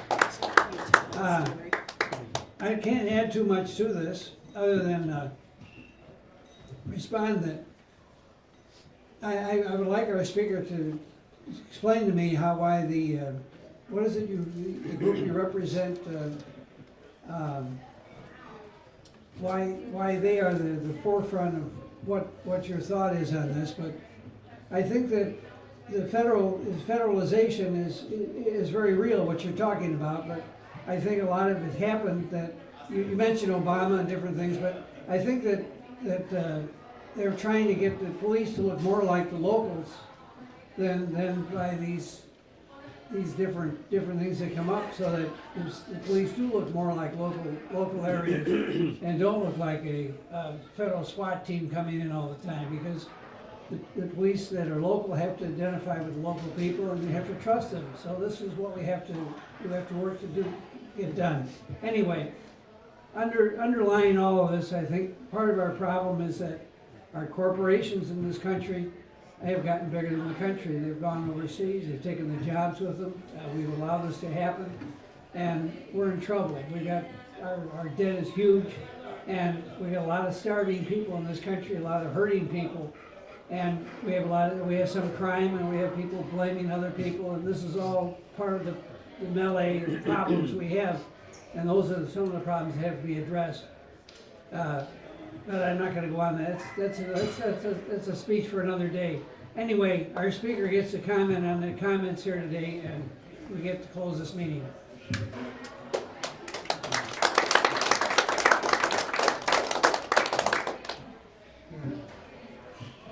I do appreciate the thoughts that have come forth. I want you to understand, John Birch Society is an educational society. We do not take a stand on any political party. We encourage everyone to be involved in grassroots as well as the nation politics. With saying that, I want you to understand that a gentleman asked me to elaborate upon the person that it was named after, and I'll just be kind of brief with it. He was a missionary over in China before and during the war, Second World War. As he was over there, he started being part of the underground of helping those pilots that had been shot down, and he helped to get them back to the United States and to freedom. As he was doing that, he began then to become more and more involved and became a person that was doing what he never considered himself a hero. He said, I'm doing just exactly what I would expect any citizen of the United States to do. When the war was over, the Second World War, it was no more than about 3 days later, he caught by the communist regime, or the Mao Zedong, and the people of that, and he was shot. He actually became what we call the first casualty of the Third World War. The reason the society took and asked his parents and that if they could use his name is because he honored the type of person that the John Birch Society would like to have in their society and in the United States. Would like everyone to be able to be willing to help go forth and accomplish the things that preserve freedom. If we don't like our police, the things that are happening, we need to get involved and make it happen. When we all get involved in it, we put the pressure on and things happen.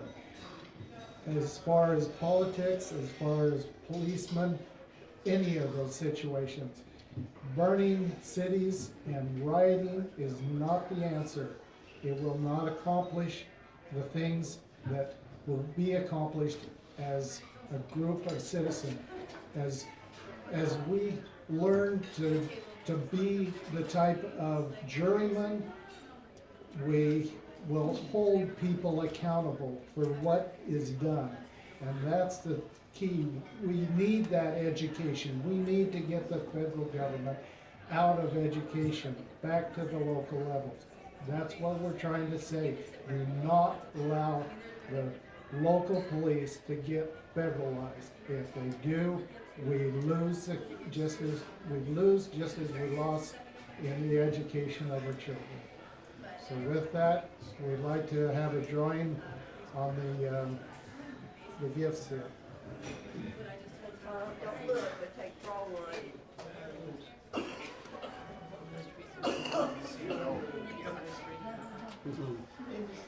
Dale Klosterman.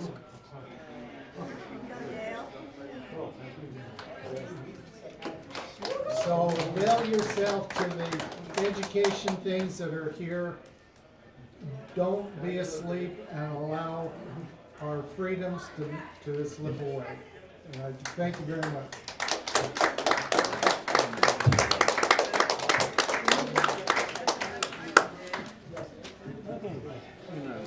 Well, that's it, our speaker is, this place closes at 10:30, so you're welcome to stick around and talk to our speaker or whatever. And we'll finish otherwise, and see you next week.